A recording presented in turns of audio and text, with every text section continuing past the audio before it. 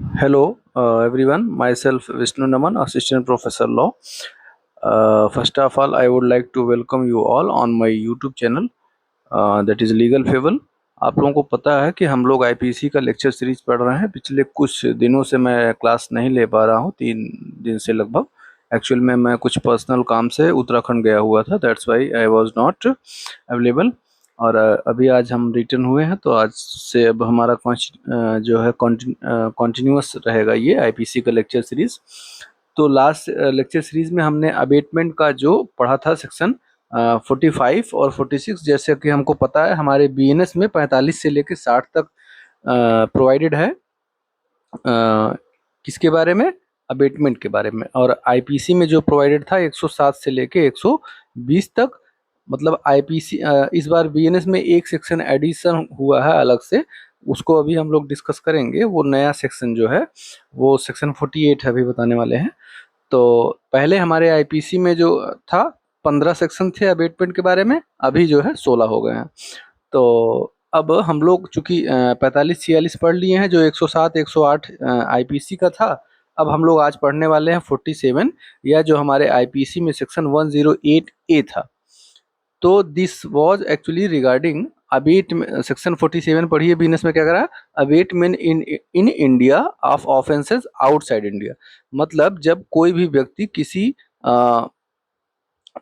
Offence का abetment करता है, और वो चूंकि इंडिया में है, और कैसा ऑफेंस अबेट कर रहा है? जो किसी फॉरेन कंट्री में होने वाला है। जैसे a person abets an offence with the meaning within the meaning of this संहिता।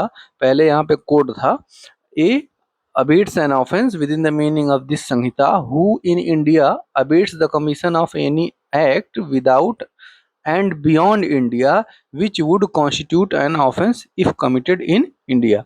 ए एक व्यक्ति है जो दूसरे व्यक्ति को अबेट करता करता है, और वो दूसरा व्यक्ति कहाँ है? वो विदाउट या बियॉन्ड, भारत के टेरिटरी के बाहर जो है कोई ऑफेंस करने वाला है। कौन सा ऑफेंस? जो यदि भारत में किया जाता तो अपराध होता ना। जैसे जो अपराध भारत में है, उसी अपराध का अगर कमीशन जो है आप अबेटमेंट कर रहे हैं, तो ऐसा माना जाएगा कि आपने उस अपराध का अबेटमेंट किया। जैसे इलस्ट्रेशन पढ़िए, A in India instigates B a foreigner in country X. A एक इंडिया में जो रहने वाला व्यक्ति है, बी को इंस्टिगेट करता है जो विदेशी व्यक्ति है और एक्स नाम के कंट्री में रहता है, to commit a murder in that country, उस देश में कि मर्डर कर दो तुम। A is guilty of abetting murder. A जो है मर्डर का अबेटमेंट के लिए दोषी माना जाएगा। अब जो हमारा सेक्शन 47 के बाद हमारा जो सेक्शन 48 नया ऐड हुआ है, 108 ए जो है हमारा 47 था, और 109 दूसरा था, जबकि उसके बीच में हमने सेक्शन 48 ऐड कर दिया। ये सेक्शन 88 जस्ट 47 का, सेक्शन 47 जो है, अरे सेक्शन 48 जो है 47 का जस्ट अपोजिट है। सेक्शन 47 क्या बात करता था कि जब कोई व्यक्ति इंडिया में रह के किसी भी बाहर वाले कंट्री में अबेटमेंट करता है। अब सेक्शन 48 क्या बात करता है? कोई व्यक्ति बाहर रह के, दूसरे देश में रह के इंडिया में अबेटमेंट करता है किसी ऑफेंस का, तो उसकी क्या लायबिलिटी होगी, ये बात करता है सेक्शन 48 ना। और ये नया सेक्शन है। क्या करता है? A person abets an offence with in the meaning of this Samhita without and beyond India abates the commission of any act in India which would constitute an offence if committed in India। ये एक व्यक्ति है जो एक अपराध करने के लिए अबेटमेंट करता है ना, और कहाँ से? भारत के बाहर से।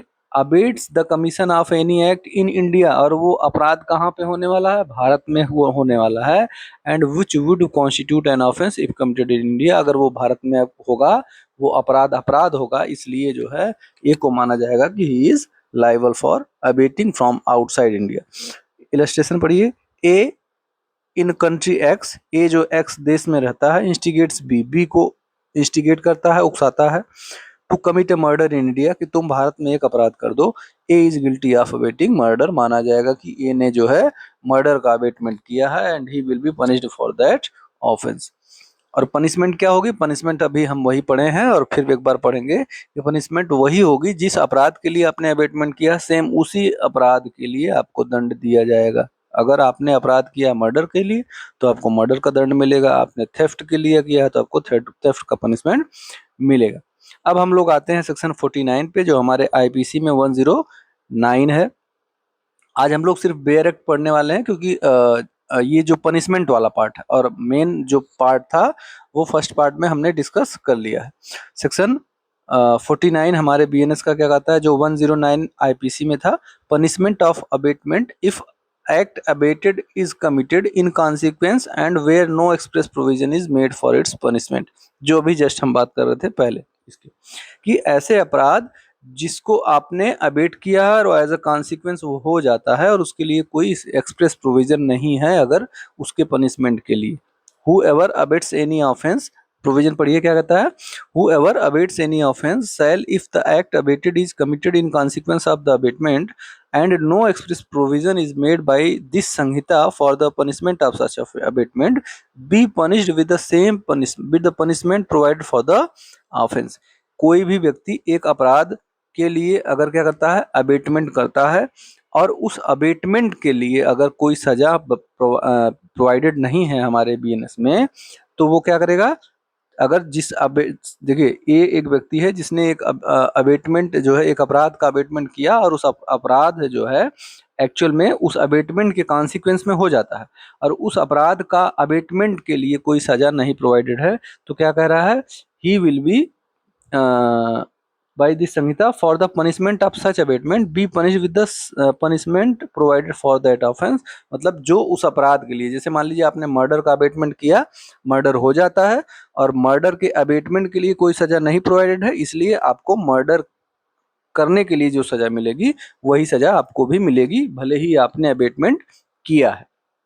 एक्सप्लेनेशन क्या कर रहा है, एन एक्ट और offence is said to be committed in consequence of abetment when it is committed in consequence of the instigation or in pursuance of the conspiracy or with the aid which constitute the offense। मतलब कोई भी कार्य कब माना जाएगा कि वो as a consequence of abetment हुआ है, कब माना जाएगा, when it is committed in consequence of the instigation, चाहे आपके इंस्टिगेशन के बाद वो परिणाम हो, जो परिणाम हुआ है, जो कार्य किया गया है, या और in pursuance of the conspiracy, या किसी कॉन्स्पिरेसी के बाद हो, या और with the aid which constitute the abetment, या अपने अबेटमेंट में कोई ऐड करके, कोई हेल्प करके भी वो अपराध को जो है अपने रिजल्ट तक, अंजाम तक पहुंचाया है, तो माना जाएगा कि आप इस सेक्शन में जो है लाइबल हैं और आपको उसी पनिशमेंट से दंडित किया जाएगा जिस चीज के लिए आपने अपराध अबेटमेंट किया है।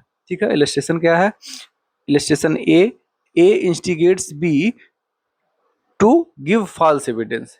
ए ने बी को इंस्टिगेट किया कि तुम गलत जो है एविडेंस दो, साक्ष्य दो। B in consequence of the instigation commits that offence. B ने उस इंस्टिगेशन के परिणाम स्वरूप वो अपराध किया, मतलब उसने झूठा साक्ष्य दिया। A is guilty of abetting that offence and is liable to the same punishment as that of B. मतलब ए ने अबेटमेंट किया था झूठा साक्ष्य देने के लिए और बी ने साक्ष्य दिया था, तो ए और बी को सेम पनिशमेंट से दंडित किया जाएगा। यही है इलस्ट्रेशन। इलस्ट्रेशन बी क्या कहता है, A and B conspire to poison Z. A और बी ने जेड को जहर देने के लिए आपस में सहमति जताई या आपस में षड्यंत्र रचा। A in pursuance of the conspiracy procures the poison. A जो है उस कॉन्स्पिरेसी के परिणाम स्वरूप उस जहर की व्यवस्था करता है and delivers it to B, और बी को दे देता है। क्यों दे देता है, in order that he may administer it to B Z. इससे इसलिए दे देता है कि अब भी बी जो है उस जहर को जेड को दे देगा खाने के लिए। B in pursuance of the conspiracy, और बी उस षड्यंत्र के परिणाम स्वरूप administers the poison to Z in A's absence thereby causes जेड्स डेथ। बी ने क्या किया, वो जहर जो है जेड को दे दिया और जेड की मौत हो गई, लेकिन जिस समय बी ने जहर दिया था उस समय एक्चुअली ए वहां पे प्रेजेंट नहीं था। Here B is guilty of murder. तो यहाँ पे चूंकि ए प्रेजेंट नहीं था इसलिए बी जो है क्या, बी खुद उसने जहर दिया, इसलिए B is guilty of murder and A is guilty of abetting that offence by conspiracy. और ए जो है उस अपराध का अबेटमेंट के लिए दोषी होगा and liable to the punishment for the murder, और उसको भी मर्डर के दंड से दंडित किया जाएगा। मतलब अबेटमेंट और जो एक्चुअल जो अपराधी है, दोनों ही अपराधियों को सेम दंड से दंडित किया जाएगा। अब हम लोग आते हैं सेक्शन 50 पे।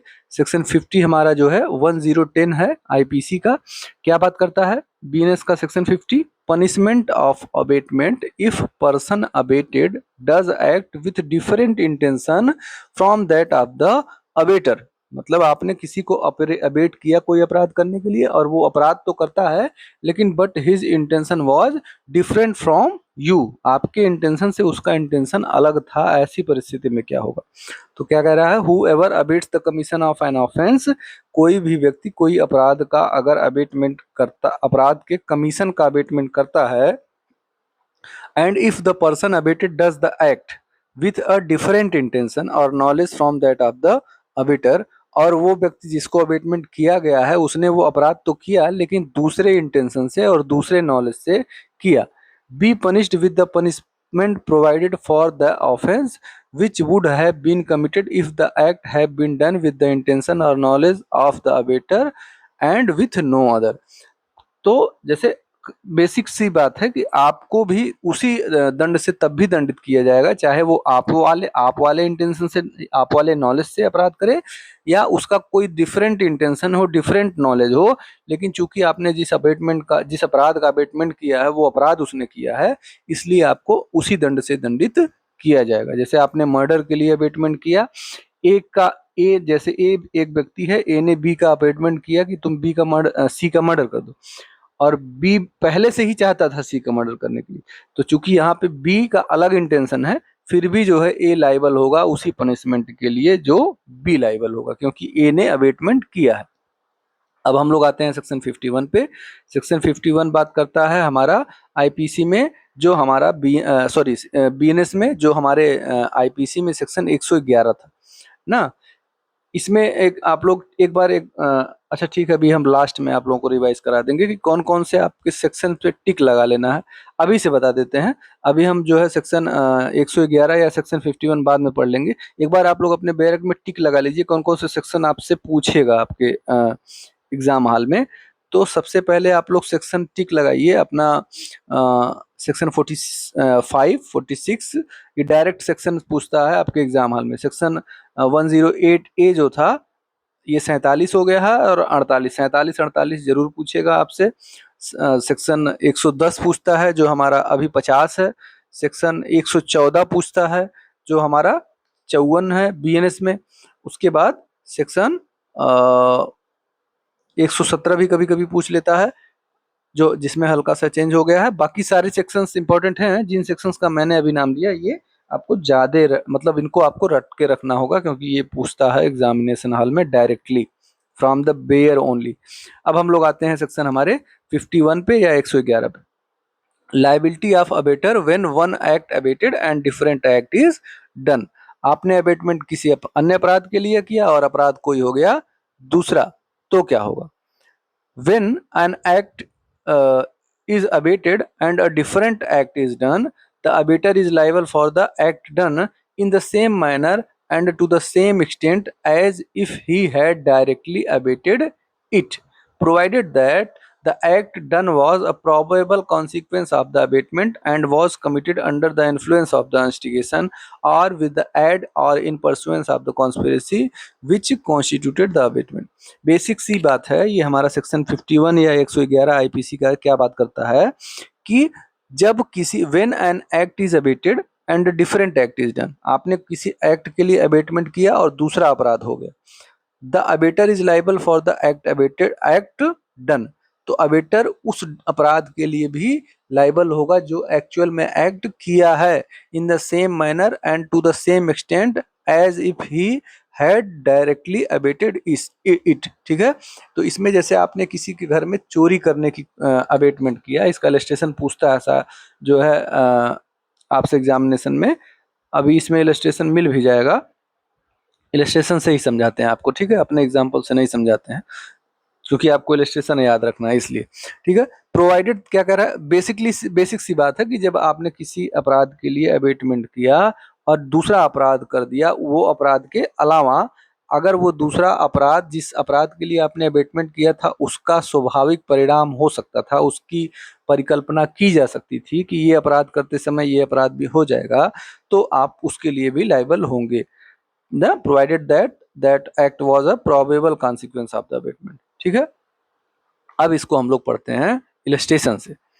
ए instigates a child to put poison into the food of Z.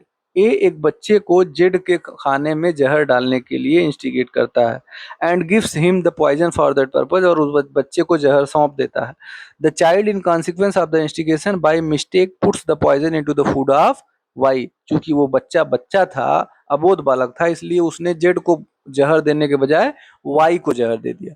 Which is by the side of that Z, जो जेड के बगल में बैठा हुआ था।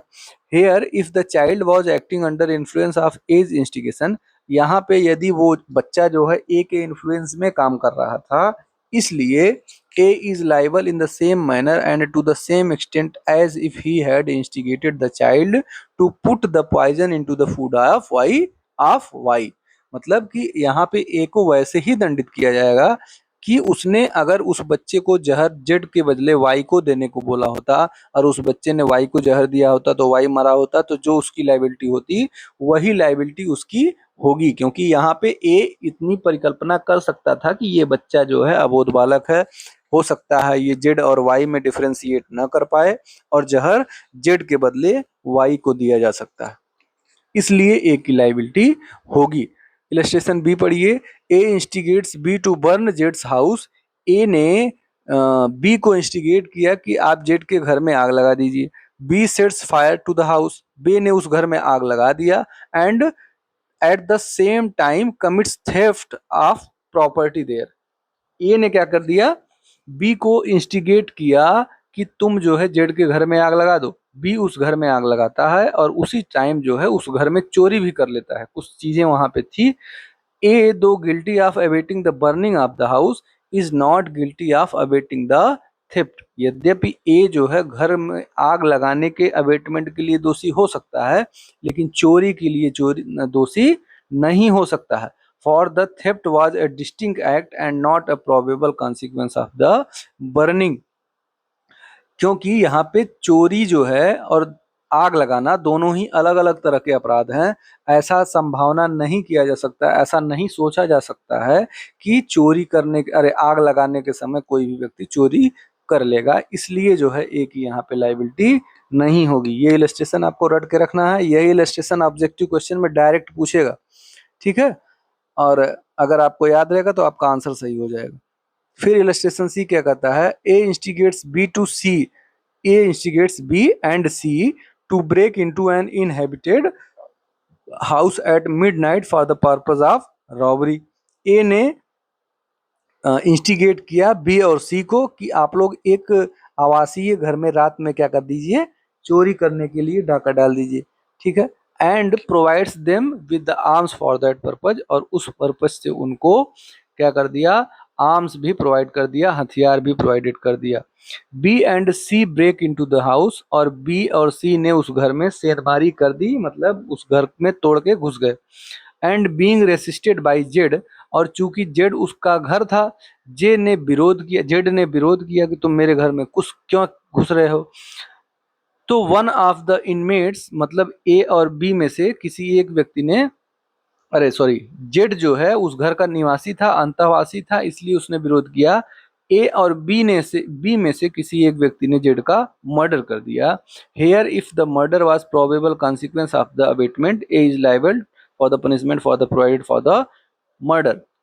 यहाँ पे ए मर्डर के लिए लायबल होगा।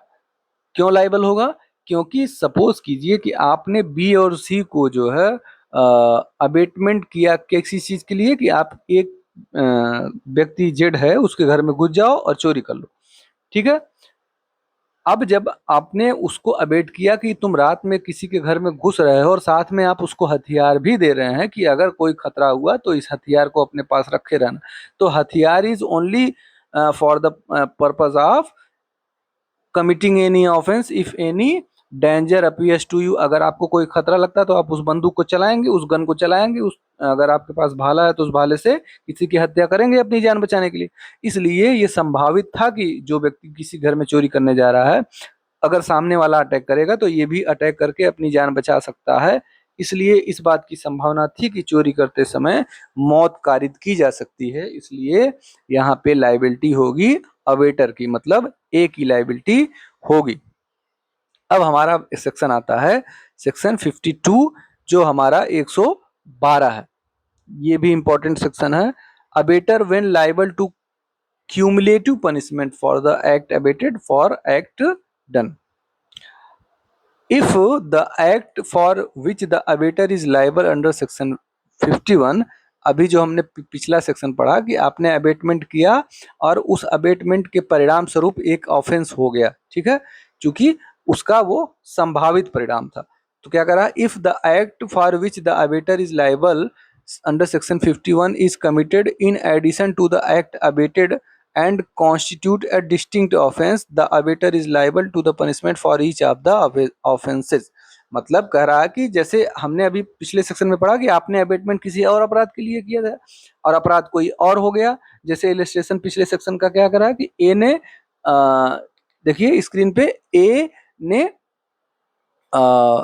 इंस्टिगेट किया बी और सी का कि आप उसके घर में घुस जाइए डकैती करने के लिए, रॉबरी करने के लिए, और रॉबरी करते समय उस समय क्या हो जाता है कि वो लोग मर्डर कर देते हैं जेड का। तो यहाँ पे दो ऑफेंस कॉन्स्टिट्यूट हो रहा है, चूंकि एक डकैती भी हो रही है, लूट भी हो रही है, और दूसरी चीज मर्डर भी हो जाता है। तो यहाँ पे यही कह रहा है कि अबेटर दोनों ही ऑफेंस के लिए लाइबल होगा, ठीक है। इलस्ट्रेशन इसका अपना पढ़िए। A instigates B to A instigates B to resist by force a distress made by a public servant. A ने क्या कर दिया, बी को इंस्टिगेट कर दिया कि तुम जो है फोर्स से, मतलब अपने बल पूर्वक जो है तुम विरोध करो, किसका, एक पब्लिक सर्वेंट का, ठीक है। B in consequence resist that distress, और बी ने क्या कर दिया, उस पब्लिक सर्वेंट का विरोध किया, बलपूर्वक विरोध किया। और इन ऑफरिंग द रेसिस्टेंस, विरोध करते समय, B voluntarily causes grievous hurt to the officer executing the distress. अब उस ड्यूटी को करते, मतलब कि अब चूंकि वहां पे बी का जो वो हो रहा था, जो पुलिस ऑफिसर था उसका एक तो आपने रेसिस्टेंस किया ना, इसमें पढ़िए, as B has committed both the offence of, sorry इसके पहले से पढ़िए, in offering the resistance B voluntarily causes grievous hurt to the officer executing the distress. और बी जो ऑफिसर एग्जीक्यूट कर रहा था, डिस्ट्रेस कर रहा था, उसको उसका विरोध करते समय क्या किया आपने, बी ने उस ऑफिसर को वॉलंटरी ग्रीवियस हर्ट कॉज कर देता है। तो एक ने एक, अब यहाँ पे आपने दो अपराध कर दिया। देखिए कौन कौन सा अपराध है, as B has committed both offence of resisting the distress and the offence of causing grievous hurt. आपने एक तो पुलिस ऑफिसर्स का जो है रेसिस्ट किया, उसका विरोध किया, दूसरी चीज क्या किया, उसकी ड्यूटी में आपने बाधा डाली, और दूसरी चीज क्या किया आपने, आपने उस पुलिस ऑफिसर्स को ग्रीवियस हर्ट कॉज कर दिया। दो अपराध हो गया। तो यही कह रहा है B is liable to punishment for the both these offences. B चूंकि मुख्य अपराधी है इसलिए बी को दोनों ही अपराध से दंडित किया जाएगा। And if a new that B was likely voluntarily to cause grievous hurt in resisting the distress, और A जो अबेटमेंट है करने वाला व्यक्ति है या जिसने उकसावा किया है, अगर उसको ऐसा संभावित पता था कि जो है बी उसको रेसिस्ट करते समय, पुलिस ऑफिसर्स को रेसिस्ट करते समय उसको ग्रीवियस हर्ट काज कर सकता है, तो A will also be liable to the punishment of fear for each of the offences. तो ए को भी उन दोनों ही अपराधों के लिए दंडित किया जाएगा। अगर ए उसका वो नहीं कर सकता था कि ऐसा संभावित परिणाम नहीं होगा, तो उसके लिए ए को दंडित नहीं किया जाता। बेसिकली आप जिस चीज के लिए अबेटमेंट किए हैं, अगर आप उसको अब जान रहे हैं कि जिस चीज का आपने अबेटमेंट किया है उसको करते समय कोई और अपराध भी हो सकता है, तो आप लाइबल होंगे उस अपराध के लिए भी जो अन्य अपराध हुआ है। अब हम लोग आते हैं हमारे सेक्शन 53 पे, जो हमारा 113 है, 113। क्या बात करता है, liability of abettor for an effect caused by an act abated different from that intended by the abater। मतलब अबेटर का इंटेंशन कुछ दूसरा था और उस एक्ट उसमें कुछ दूसरा हो गया। when an act is abated with the intention of on the part of the abater of causing a particular effect. Abettor जो है एक विशेष रिजल्ट चाहता था, विशेष परिणाम चाहता था, उसके लिए उसने अबेटमेंट किया. And an act for which abettor is liable in consequence of the abetment causes a different effect. when an act is abated with the intention on the part of the abater of causing a particular effect, ना एक विशेष intention से वो करने का abetment किया गया. And an act for which the abettor is liable in consequence of the abetment causes a different effect. और क्या हो गया, एक डिफरेंट इफेक्ट का रिजल्ट हो जाता है. मतलब एक मतलब सपोज कीजिए कि जो अपराध करने के लिए उसको कहा गया वो उस अपराध को न करके उसी से मिलता जुलता कोई दूसरा अपराध कर देता है, या वही अपराध करता है लेकिन रिजल्ट कुछ और होता है. causes a different effect from that intended by the abater. The abater is liable for the effect caused in the same manner and to the same extent as if he had abated the act with the intention of causing that effect, provided he knew that the act abated was likely to cause that effect. अभी जो हमने पिछला section पढ़ा just वही section समझिए कि आपने जो अबेटमेंट किया है जिस इफेक्ट को पाने के लिए वो इफेक्ट ना होकर कोई और इफेक्ट मिलता है तो भी आप अगर लाइबल हो उसी तरह लाइबल होंगे, क्योंकि आपको इस चीज की स्पेकुलेशन थी, इस चीज की आपको संभावना थी कि ऐसा ऑफेंस हो सकता है. ठीक है, क्योंकि आप जानते थे कि ऐसा ऑफेंस हो सकता है. इलस्ट्रेशन पढ़िए.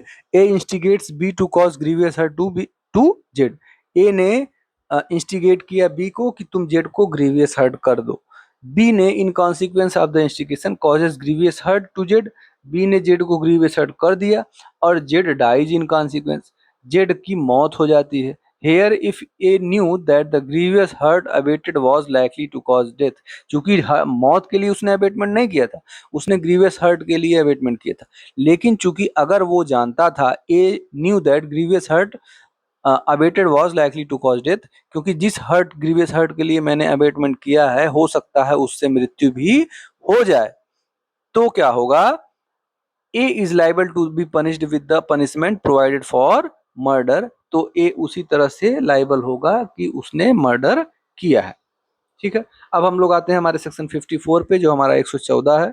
Abettor present when offence is committed. यहाँ पे ऑफेंस की ग्रेविटी बढ़ जाती है क्योंकि आपने खुद वहां पे खड़े होके उस अपराध को करवाया है. क्या कह रहा है, abettor present when offence is committed when ever any person. अच्छा, सेक्शन हमारा 54 जो है 114 है, इसको भी आप लोग टिक लगा लीजिएगा. When any person who is absent would be liable to be punished as an abater is present when an act or offense for which he would be punishable in consequence of the abatement is committed, he shall be deemed to have committed such an act or offense. फिर से पढ़िए. Whenever any person who is absent would be liable to be punished as an abettor. जैसे कोई भी व्यक्ति जब किसी भी अपराध का अबेटमेंट करके उस अपराध वाली जगह पे उपस्थित नहीं होता तो वो अबेटर की तरह दंडित होता. इज प्रेजेंट, चूंकि वो नए वाले अपराध, मान लीजिए अगर ऐसे दंडित होता लेकिन अभी वो ऐसा अपराध के लिए अबेटमेंट किया है और उस अपराध का अबेटमेंट करने के बाद वो उस जगह पे उपस्थित भी है. Is present when the act or offense for which he would be punishable in the consequence of the abatement is committed. जिसका अबेटमेंट किया है उसके लिए चूंकि वो दंडित होता ही इसलिए वो वहां पे उपस्थित भी है. he shall be deemed to have committed such an offense. ऐसा माना जाएगा कि उस व्यक्ति ने खुद ही वो अपराध किया है, क्योंकि आप वहां उपस्थित हैं, उसका मतलब है कि आपका इंटेंशन जो है और ज्यादा है इस ऑफेंस में, तो इसलिए आपकी सेम लाइबिलिटी होगी. सेम लाइबिलिटी तो हर जगह है लेकिन इसमें जो आपका वो क्या नाम है ग्रेविटी ऑफ ऑफेंस है वो ज्यादा है. अब हम लोग अपने सेक्शन 55 या 115 पे. अच्छा, आप लोग इसमें एक चीज ध्यान दीजिए कि जैसे 55 है 115 आईपीसी का है, फिर 54 था तो 114 था, 53 था तो 113 था. मतलब जो लास्ट वाला जो अंक है 4 4 54 तो 114, 55 तो 115, तो ये आपको आसानी होगी याद करने के लिए, स्टिक से आप याद कर सकते हैं. ना, 60 होगा तो 120 होगा, मतलब 60 में भी 0 है तो 120 में भी 0 है। इस तरह से आपको याद करने में आसानी होगी। सेक्शन 55 पढ़ते हैं जो हमारा 115 के बारे में बात करता है। Abetment of offence punishable with death और इम्प्रिजनमेंट फॉर लाइफ। क्या होगा कि जब आप ऐसे अपराध के लिए अबेटमेंट करें जिसके लिए दंड कौन सा है, डेथ पनिशमेंट है या लाइफ इम्प्रिजनमेंट का पनिशमेंट है। Whoever abates the commission of an offense punishable with death or imprisonment for life shall, कोई भी व्यक्ति ऐसे अपराध के लिए अबेटमेंट करता है जो या तो मृत्यु से दंडित किया जाए या तो आजीवन कारावास से दंडित किया जाए, shall if the offense be not committed in consequence of the abatement, और चूंकि आपने अपराध अबेटमेंट का कर दिया और वो अपराध अबेटमेंट के परिणाम स्वरूप नहीं हुआ, and no express provision is made under this Sanhita for the punishment of such offence, और ऐसे ऑफेंस के अबेटमेंट के लिए अगर इस संहिता में कोई प्रोविजन नहीं है तो क्या होगा, इसी की बात कर रहा है।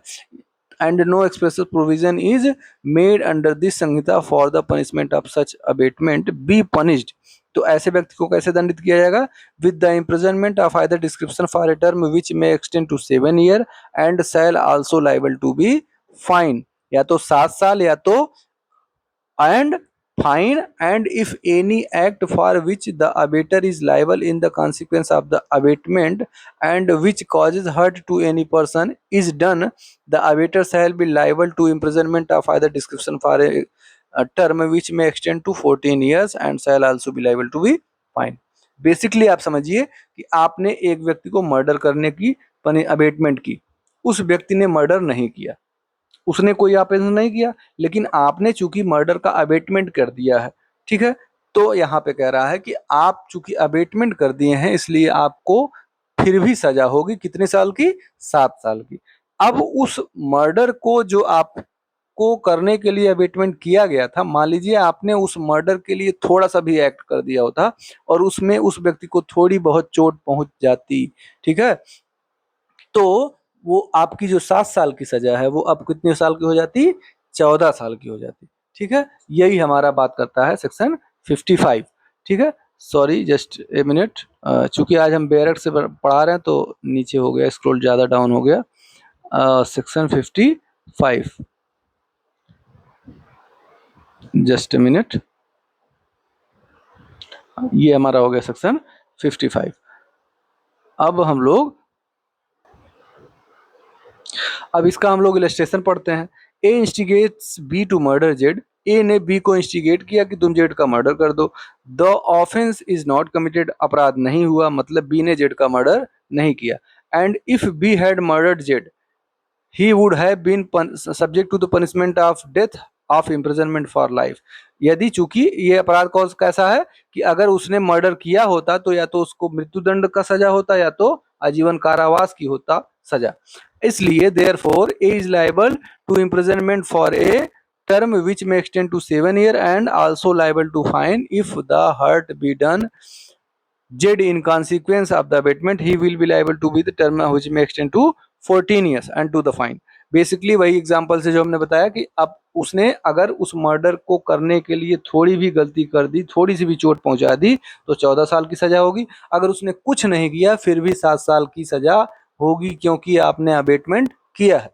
अब आते हैं हम लोग सेक्शन 56 पे जो हमारा 116 है आईपीसी का। सेक्शन 56 क्या बात करता है, abetment of offence punishable with imprisonment, ऐसे अबेटमेंट अपराध का अबेटमेंट किया जाना जो है क्या, इम्प्रिजनमेंट से पनिशेबल है। Whoever abates an offense punishable with imprisonment shall, if the offense be not committed in consequence of the abatement and no express provision is made in the Samhita for the punishment of such offense, such an abatement be punished with the imprisonment of any description for provided for that offense for a term which may extend to 1/4 part of the longest term provided for that offense, ठीक है, और with such fine as is provided for that offense or with both। अगले क्या करा, and if the abater or the person abated is a public servant whose duty is to prevent the commission of such offense, the abater shall be punished with the imprisonment of either any description provided for that offense for a term which may extend to 1/2 of the longest term provided for that offence और which such fine. Basically ये बात करता है कि जब अभी हमने पिछले सेक्शन में पढ़ा कि आपने ऐसे अपराध का अमेंडमेंट किया था जिसके लिए मृत्युदंड या आजीवन कारावास होती। अब आपको कह रहा है कि आपने ऐसे अपराध के लिए अमेंडमेंट किया जिसके लिए कारावास की सजा है, इम्प्रिजनमेंट के लिए सजा है और वो अपराध बिल्कुल नहीं होता।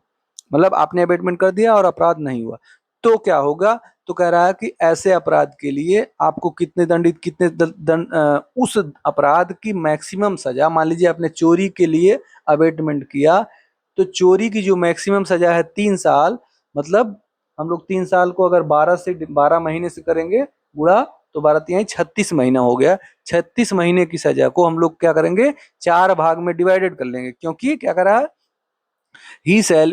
he may be punished for the maximum of 1/4 punishment of the longest term. मतलब 36 महीना जो है चोरी का सजा हो गई मैक्सिमम, हम उसकी 1/4 करेंगे तो इसका मतलब 9 महीना जो है उसको दंडित 9 महीने के लिए किया जा सकता है यदि वो अपराध नहीं हुआ। दूसरी चीज क्या कह रहा है कि अगर उसको आपने दंडित अपराध करने के लिए मोटिवेट किया और वो व्यक्ति क्या है, वो व्यक्ति उस अपराध को फैसिलिटेट करता है, होने देता है या खुद करता है, और वो व्यक्ति कौन सा व्यक्ति है? पब्लिक ऑफिसर है जिसकी ड्यूटी थी कि वो अपराध को रोकता। तो अगर ऐसे व्यक्ति के द्वारा होता है तो इसमें क्या होगा, तब आपकी जो सजा हो जाएगी वो मैक्सिमम टर्म की हाफ हो जाएगी, मतलब 36 महीने का आधा। ठीक है, तो बेसिकली ये जो है 18 महीने की सजा हो जाएगी आपकी। ठीक है, इलस्ट्रेशन पढ़िए। A instigates B to give false evidence. A ने बी को मोटिवेट किया कि तुम फॉल्स एविडेंस दे दो। Here if B does not give false evidence, यहाँ पे यदि बी ने फॉल्स एविडेंस नहीं दिया, A has nevertheless committed the offence defined in this section and punishable accordingly. A ने इस सेक्शन में पनिशेबल ऑफेंस कर दिया और उसके हिसाब से उसको दंडित किया जाएगा। B a police officer whose duty is to, दूसरा इलस्ट्रेशन क्या कर रहा है, B a police, a a police officer whose duty is to prevent robbery. A जो है एक पुलिस ऑफिसर है जिसकी ड्यूटी है लूट को रोकना, and abets the commission of robbery, और वो खुद उस ऑफेंस का अबेटमेंट करता है। Here though robbery be not committed, A is liable to 1/2 of the longest term provided for that offence.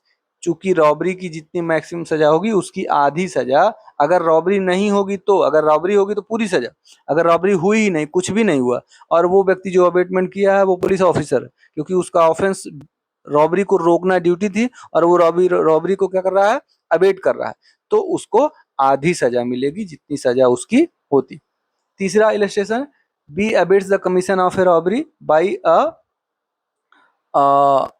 Police officer whose duty is to prevent that offense. B abates the commission of a robbery by a police officer, जो ए जिसका नाम, B ने abate किया ए को कि ए जो police officer है उसकी ड्यूटी की वो रोके। Here though robbery be not committed, B is liable to 1/2 of the longest term of imprisonment provided for that offence of robbery and shall also be liable to be fine. यहाँ पे B basically illustration B बात करता है कि अगर आप police officer हैं, आपने अबेटमेंट किया है। इलस्ट्रेशन सी बात करता है कि अगर कोई व्यक्ति आपको as a police officer abet कर रहा है वो अपराध करने के लिए, तो भी आपको उस अपराध के लिए आधी सजा, आधी दंड दिया जाएगा, मैक्सिमम उसकी जितनी सजा होगी उसकी आधी ना, अगर वो अपराध नहीं होगा तब। अब हम लोग आते हैं हमारे सेक्शन 57 पे, जो हमारा है सेक्शन 107। इसमें थोड़ा सा चेंज हो गया है। चेंज क्या हुआ अभी बताते हैं। पर ये section, abetting commission of offence by public और by more than 10%. Whoever abates the commission of an offence by public generally or any number or class of persons exceeding 10 shall be punished with imprisonment of either discretion for a term which may extend to 7 years. This is the only change. पहले ये 3 साल था, अब ये 7 साल का हो गया।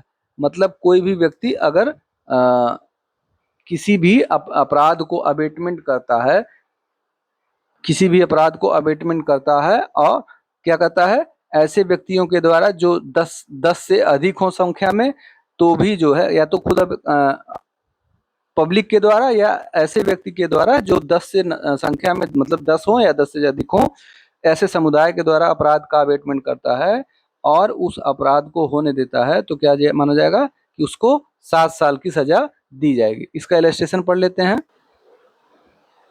तो अब हम लोग इसका इलस्ट्रेशन में क्या दिखा है कि जो अब मेन हमने क्या बताया, सेक्शन 57 में चेंज किया हुआ है, जो 3 साल का पनिशमेंट था वो 7 साल का पनिशमेंट हो गया है।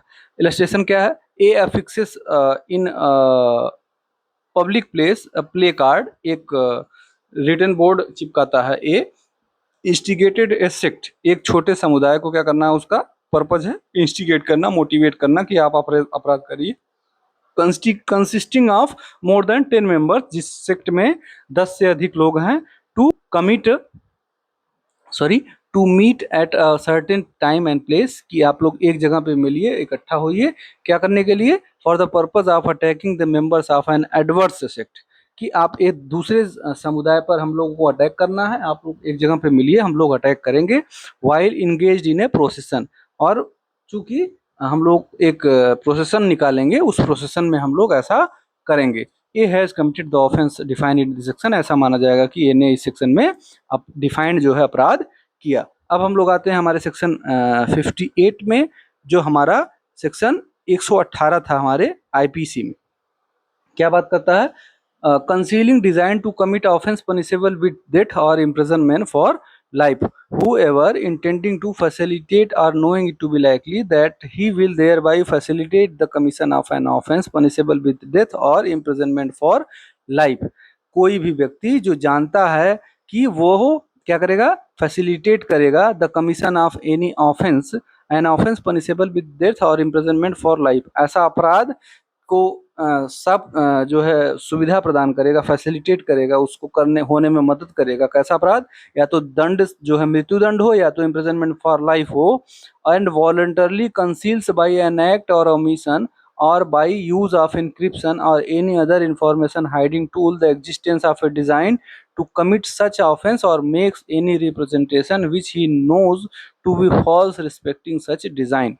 मतलब कुछ बेसिकली आपने उस एक्ट को, कौन सा एक्ट, जो जिस मृत्युदंड से दंडित किया जा सकता था या आजीवन कारावास से दंडित किया जा सकता था, उस एक्ट को आपने फैसिलिटेट किया, उस एक्ट को आपने होने दिया, उसमें होने में आपने हेल्प की, तो आपको माना जाएगा कि आपने ऐसे मतलब ऐसे अपराध को आपने किया।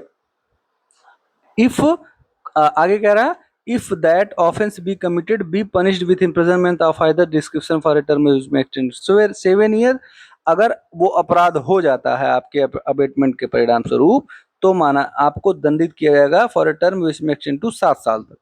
और दूसरा क्या कहता है कि if act the offence be not committed, अगर वो अपराध नहीं होता है, with the imprisonment of either description for a term which may extend to 3 year and shall also be liable to be fine, तो आपको 3 साल की सजा होगी। अपराध हो गया तो 7 साल, अपराध नहीं हुआ तो 3 साल की सजा होगी। इसके बाद अब हम लोग बात करते हैं हमारे इसके इलस्ट्रेशन पे। ए knowing that a dacoity is about to be committed at B, A जानता है बी जगह पे, बी नामक स्थान पे डकैती होने वाली है। Falsely informs the magistrate, magistrate को इन्फॉर्म करता है that a dacoity is about to committed at a C place in an opposite direction. A ने बता दिया कि सी नामक जगह पे डकैती होगी, जिससे पुलिस दूसरी तरफ चली जाए, और जब पुलिस दूसरी तरफ चली जाएगी तो आराम से वो डकैती अपराध जो है आराम से किया जा सकेगा। तो इस चीज के लिए उसने मोटिवेट किया, इनडायरेक्ट तरीके से उसने मजिस्ट्रेट को बता दिया कि दूसरे वाले डायरेक्शन में अपराध हो रहा है, और इससे मजिस्ट्रेट जब दूसरी डायरेक्शन में चला जाएगा तो अपराध हो जाएगा। तो यहाँ पे उसने अपराध का फैसिलिटेशन किया, ठीक है, and thereby misleads the magistrate, और इस तरह से उसने मजिस्ट्रेट को मिसलीड कर दिया, कंफ्यूज कर दिया, with the intent to facilitate the commission of the offence, और उसका उद्देश्य क्या था, उस अपराध का फैसिलिटेशन कराना, उसको होने देना कि वो अपराध सुचारू रूप से हो जाए। The dacoity is committed at B in pursuance of the design, A is punishable under this section, चूंकि ए ने उस अपराध को करने के लिए फैसिलिटेशन किया, डिजाइन बनाया, प्लान बनाया, इसलिए ए जो है लाइबल होगा कितने साल के लिए, 7 साल के लिए, क्योंकि वो अपराध हो गया था। अभी देखिए ए बी करके दिया है ना, अपराध हो गया इसलिए उसको 7 साल की सजा मिलेगी, अगर वो अपराध ना होता तो 3 साल की सजा मिलती। अब हमारा सेक्शन 59 बात करता है public servant concealing design to commit offence is which it is his duty to prevent. जो उसकी ड्यूटी है पब्लिक सर्वेंट की कि वो उस अपराध को रोके, उसी अपराध का उसने क्या कर दिया, डिजाइन बना दिया। जो अभी हम लोग पढ़े हैं इसका जस्ट इसी से रिलेटेड है। सेक्शन 59 हमारे आईपीसी में सेक्शन 19 था।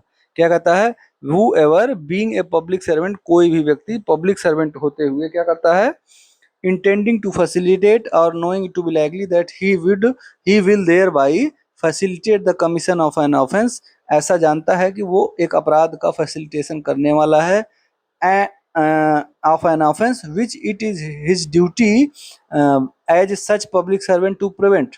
क्योंकि वो पब्लिक सर्वेंट है इसलिए उसकी ड्यूटी है कि वो अपराध को रोके, और वो क्या कर रहा है, उसको फैसिलिटेट करा रहा है, सुविधा प्रदान कर रहा है कि वो हो जाए। Voluntarily conceals by an act or omission or by use of encryption or any other information hiding tool the existence of a design to commit such offense or makes any representation which he knows to be false respecting such design shall, if the offense be committed, be punished with imprisonment of any description provided for that offense for a term which may extend to one half of the longest term of such imprisonment for imprisonment or with such fine as provided for that offense। अगर मान लीजिए कोई भी व्यक्ति police officer रहते हुए उसकी duty है वो अपराध को रोकना, और वो उस अपराध को रोक के न बल्कि उसको फैसिलिटेट कराने के लिए क्या कर रहा है, अबेटमेंट कर रहा है या उसको होने दे रहा है या उसको किसी तरह से फैसिलिटेट करा रहा है, तो अगर वो अपराध हो गया तो उसके लिए उस अपराध के लिए जो वो अपराध हो गया है उस अपराध का सबसे अधिकतम जो दंड होगा, मान लीजिए 10 साल की सजा है तो उसका आधा मतलब 5 साल की सजा उस व्यक्ति को दी जाएगी, क्योंकि उसने उस अपराध को होने दिया है। ठीक है, उसने अबेटमेंट नहीं किया, सिर्फ होने दिया। अबेटमेंट किया होता तो वही सजा दी जाती। यही अंतर है, आप लोग समझिएगा ना, क्योंकि आपने सिर्फ होने दिया है, आपने अबेटमेंट नहीं किया है। अबेटमेंट किया होता तो सजा बढ़ जाती ना। फिर दूसरा क्या कर रहा है, if the offence be punishable with death और इम्प्रिजनमेंट फॉर लाइफ। ठीक है, इफ, सॉरी फिर पेज चेंज हो गया, जस्ट ए मिनट।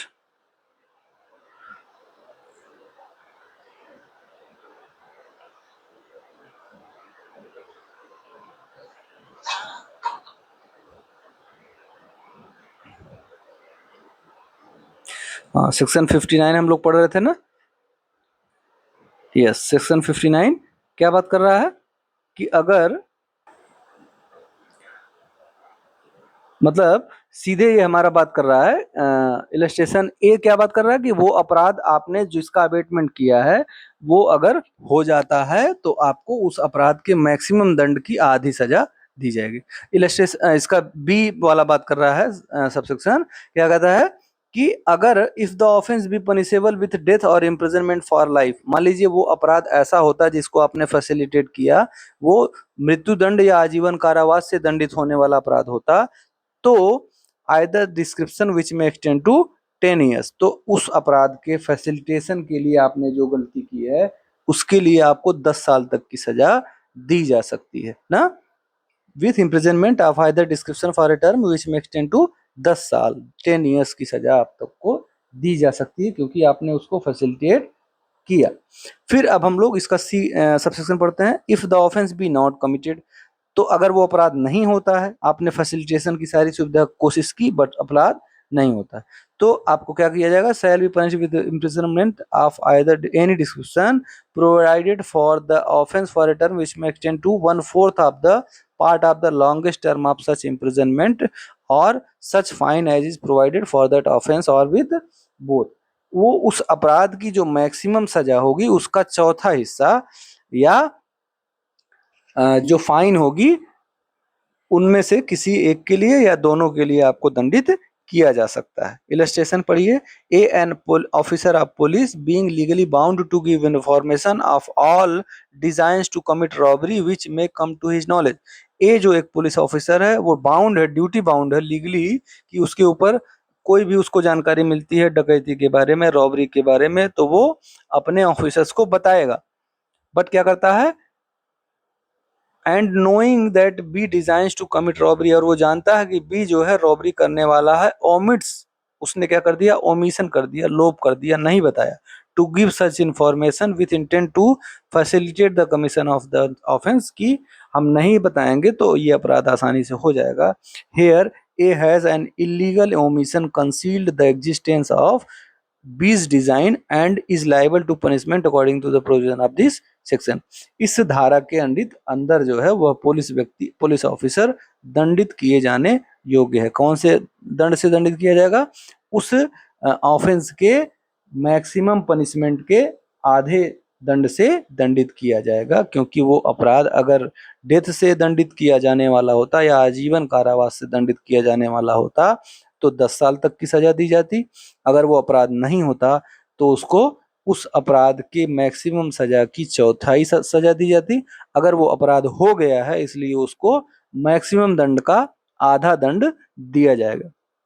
अब हम लोग बात करते हैं हमारा सेक्शन 60 या सेक्शन 120 ऑफ आईपीसी, जो हमारा इस चैप्टर का लास्ट सेक्शन है ना, जो हम लोग अबेटमेंट पढ़ रहे हैं, इसका ये लास्ट सेक्शन है। क्या है, concealing design to commit offence punishable with imprisonment.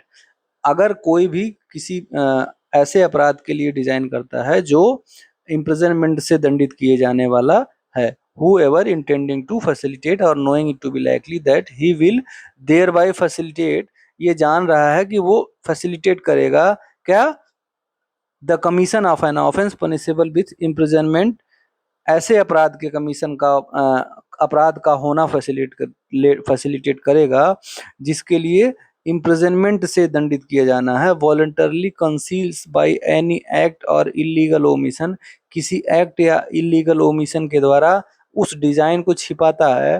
The existence of a design to commit such an offence, कौन सी डिजाइन, जिससे वो अपराध किया जाना है। और makes any representation which he knows to be false respecting such design, या ऐसा रिप्रेजेंटेशन करता है कि आपको ऐसा भ्रम हो जाए कि आप जो है उस अपराध को न रोक पाए, पता ही न चल पाए, तो क्या किया जाएगा, आपको इस अपराध के लिए दोषी माना जाएगा। वही क्लास ए या सबसेक्शन ए अभी पढ़िए क्या कहता है, if the offense be committed be punished with imprisonment of the description provided for the offense for a term which may extend to 1/4, and if the offense be not committed to 1/8 na of the longest term of imprisonment or such fine as provided for that offense or with both। if the offense be committed, अगर वो अपराध होता है, be punished with imprisonment of either description provided for the offense for a term which may extend to 1/4, मतलब उस अपराध के एक चौथाई हिस्से के लिए आपको दंडित किया जा सकता है। और क्या दूसरा क्या कर रहा है, B, if the offence be not committed, तो अगर नहीं किया जाता है तो 1/8 of the longest term of such imprisonment, तो आपको उस दंड के 1/8वें हिस्से से दंडित किया जा सकता है, या फाइन या दोनों से ही दंडित किया जा सकता है। ठीक है, ये हो गया हमारा पूरा जो है अबेटमेंट के बारे में। आज जो पनिशमेंट वाला सेक्शन था आज हमने कंप्लीट कर लिया, और आप लोगों का बहुत बहुत धन्यवाद कि आप लोगों ने इतने मेहनत से, इतने पेशेंस से, इतने इतने लंबे समय तक हमारे वीडियो को समझने की कोशिश की। अगर ये आपको समझ में आया होगा तो please like and subscribe and share to those who are actually in need of such kind of lectures. अभी आपका झारखंड एपीओ का वैकेंसी एडवर्टाइज्ड हुआ है, आप लोग बहुत मेहनत से हमारे आईपीसी लेक्चर्स को ध्यान दीजिएगा। आईपीसी वहाँ पूछने वाला है, कॉन्स्टिट्यूशन मैंने पढ़ा ही दिया है, कुछ चीज़ें बहुत, एक दो चीज़ें बची हुई हैं बहुत छोटी, बाकी मेन टॉपिक्स मेरा कंप्लीट है, उसको आप लोग प्ले लिस्ट में जाके देख सकते हैं। आईपीसी जो है मैं कंप्लीट करवा दूंगा, आप लोग इसको भी पढ़ सकते हैं। ठीक है, उसके बाद रेस्ट ऑफ द लॉज हम लोग धीरे धीरे पढ़ेंगे। Thank you very much.